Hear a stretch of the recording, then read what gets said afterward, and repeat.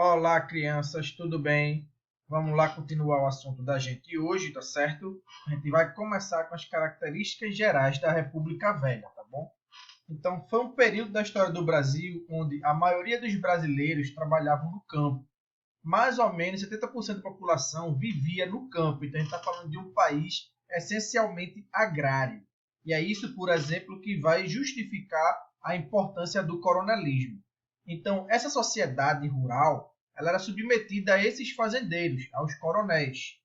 Eram sujeitas ao voto de cabresto, ao domínio das oligarquias estaduais e à política do café com leite que caracteriza esse período. O que é o voto de cabresto? Como nesse período o voto ele era aberto, então todo mundo via em quem você votava, o que acontecia é que os coronéis obrigavam os eleitores da região sob sua influência a votar nos seus candidatos. Dessa forma, a gente vai criar o que a gente chama de curral eleitoral. É um lugar com uma quantidade fixa de pessoas estabelecida, de eleitores, que vão votar de acordo com a vontade desses coronéis. Então, esses coronéis vão passar a ter um poder político muito grande, já que os prefeitos e os governadores, para se elegerem, vão precisar do apoio desses coronéis. A política do café com leite a gente vai ver um pouquinho mais para frente, mas adiantando, vai ser um acordo entre os oligarcas, né, a elite econômica de São Paulo e de Minas Gerais. São Paulo como maior produtor de café, o estado mais rico do Brasil, e Minas Gerais, produtor de leite, com o estado mais populoso do Brasil. Eles vão simplesmente fazer um acordo onde vai ter uma alternância de poder entre eles. Então, um presidente vai ser paulista, na próxima eleição vai ser um mineiro, na seguinte um paulista e na sequência um mineiro e assim sucessivamente, em tese sem fim. A gente vai ver que teve um fim, mas foi uma questão alheia a esse acordo que acabou bagunçando o mundo inteiro. Então vamos lá. Primeira coisa importante é o coronelismo, né? O poder no campo era exercido pelos coronéis, que controlavam o voto, esse voto de cabresto, criando os chamados currais eleitorais. Então, como eu já falei, os coronéis controlavam o voto, já que ele era aberto, criando locais onde ele garantia para si o poder político e o voto dessas pessoas, criando para si um poder de barganha muito grande com os prefeitos e com os governadores.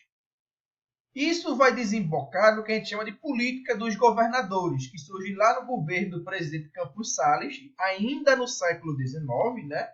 E vai ser um sistema de alianças entre as oligarquias estaduais e o governo federal, que consistia basicamente em uma troca de favores e de interesses. É mais ou menos o que a gente tem hoje. Então, o governo do estado se compromete a apoiar o governo federal e, em troca, esse governo federal vai trazer obras e verbas para os estados. É o famoso toma lá, dá cá, sem tirar nem pôr nada com relação a hoje. Hoje a diferença aqui é entre deputados, aqui era entre os governos, né? Então, o presidente se comprometia a apoiar as decisões dos governos estaduais, conceder subsídios, dar posse somente aos aliados dos oligarcas. Em contrapartida, né, as oligarquias ajudavam a eleger somente deputados e senadores da situação, deputados e senadores que apoiassem o presidente da República. Qual é a base de sustentação da política dos governadores? O coronelismo. Óbvio, quem elege os governadores, quem elege os prefeitos, são os coronéis. Esses coronéis têm um poder de barganha muito grande com os prefeitos e os governadores, e os governadores têm um grande poder de barganha com os presidentes. Então a gente acaba tendo um sistema totalmente viciado e engessado, onde um depende do outro e não existe alternância de poder. A coisa vai se manter. A política do café com leite, como eu já falei, foi essa ideia de alternância de poderes entre São Paulo e Minas Gerais. Então, quem são os principais estados que dominavam o conjunto do Brasil na época da Federação Brasileira? São Paulo, Minas Gerais e o Rio Grande do Sul. Era a terceira maior potência política do Brasil. Em São Paulo e Minas Gerais, as oligarquias estavam bem organizadas em torno de dois partidos políticos, o Partido Republicano Paulista e o Mineiro. Na época da República Velha, os partidos políticos eles tinham caráter estadual. Nós não tínhamos no Brasil um partido político de abrangência nacional. Então, era Cada partido representava o seu estado e ele ia lutar pelos interesses do seu estado. A partir das coligações com as lideranças oligárquicas dos demais estados, São Paulo e Minas Gerais mantiveram o controle político do país durante toda a República Velha. São Paulo, o maior produtor de café, e Minas Gerais o de leite, daí a denominação República do Café com Leite, que até um tempo atrás era o termo mais comum para esse período, República do Café com Leite.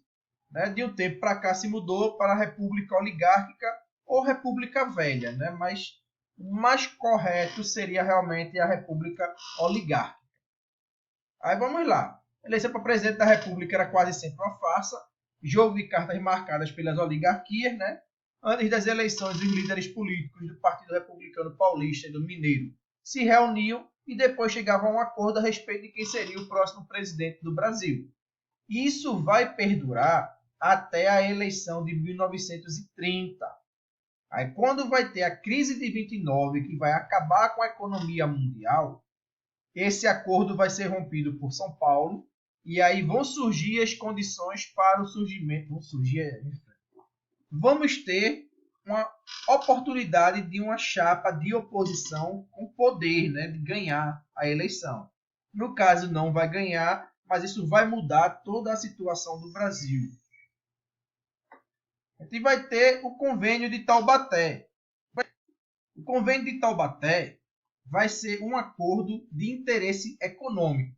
Então, ele vai ser firmado pelos cafeicultores de São Paulo, Minas Gerais e Rio de Janeiro, na gestão do presidente Rodrigues Alves, em 1902.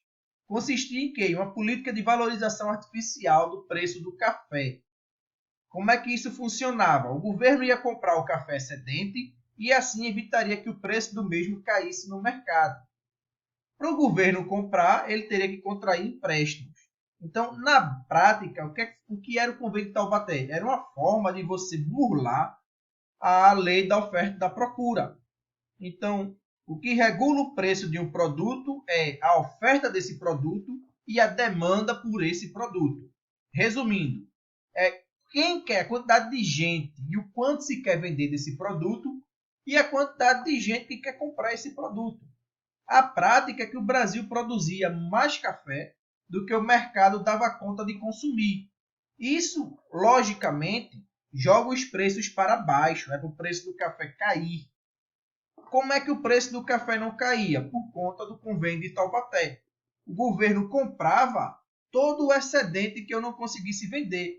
Então, eu não precisava baixar o preço do meu café para poder vendê-lo. Eu simplesmente mantinha o preço lá em cima e o que eu não conseguisse vender, o governo comprava. Qual é o grande problema da política do Convênio de Taubaté? Isso vai estimular mais e mais pessoas a produzirem café. E assim, a gente vai ter, ano após ano, o aumento do excedente de café que o governo vai ter que comprar. A prática, o resultado disso, é que já lá nos anos 40, o governo Vargas vai ter que torrar café. Literalmente, torrar café, comprar café e queimar para tirar esse café do mercado e assim manter os preços mais elevados para manter os lucros dos cafeicultores de São Paulo. Essa é a realidade do Brasil nos anos 20, nos anos 10, nos anos 30, nos anos 40. E essa política de proteção ao café vai se estender até os anos 50. Só lá com Juscelino Kubitschek, nos anos 50, que a gente vai ter um processo de industrialização que vai tirar o eixo econômico do Brasil do campo e levar esse eixo para a cidade. A gente vai ter um processo de urbanização que vai transformar o Brasil em um país urbano, que é o país que a gente conhece hoje. Esse período da história do Brasil vai ser marcado por vários conflitos sociais.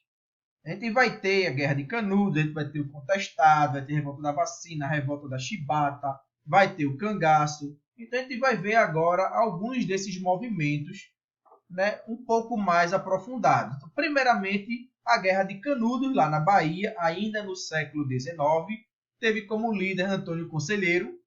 Quais as causas? A miséria crônica da população nordestina, com ênfase no sertão nordestino por conta das secas. má distribuição de terras, descaso com o trabalhador rural, a seca, aumento de impostos e a separação entre religião e Estado decorrente da proclamação da República. Muita gente no interior era muito religiosa e eles não conseguiam entender muito bem essa mudança de casamento religioso para casamento civil. Isso vai gerar uma série de questões, principalmente por conta da situação da mulher e dos filhos. Haja vista que uma mulher que não era casada e vivia como se casada fosse com um homem, ela estaria em pecado, ela era mal vista na sociedade. Os filhos dessas mulheres eram considerados bastardos. Então, tudo isso gerou uma série de questões muito graves. A seca gerou muita miséria, as terras concentradas nas mãos dos coronéis. A gente vai ter um trabalhador extremamente explorado, que não vai ver perspectiva nenhuma de vida naquela situação. Então, o que vai acontecer? Esses camponeses vão começar a seguir Antônio Conselheiro, peregrinando pelo sertão, até que eles vão fundar o Arraial de Belo Monte, né, que vão se chamar de Canudos, lá no interior da Bahia. Qual é o grande problema de Canudos? Canudos vai funcionar como um estado paralelo. Imagine um morro do Rio de Janeiro dominado pelo tráfico.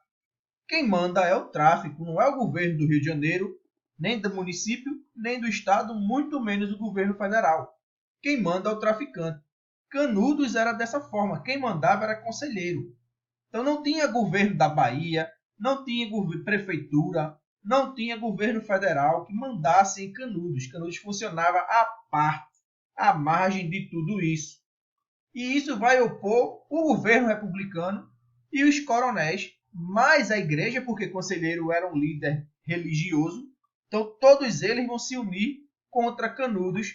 Vai começar a rolar uma campanha de difamação muito grande, dizendo que eles queriam derrubar a república, restaurar a monarquia, coisas do tipo. Então, assim, eu não sei quem é que acha que uma cidadezinha no interior da Bahia ia derrubar a república. Eu não consigo vislumbrar eles marchando até o Rio de Janeiro para derrubar a república.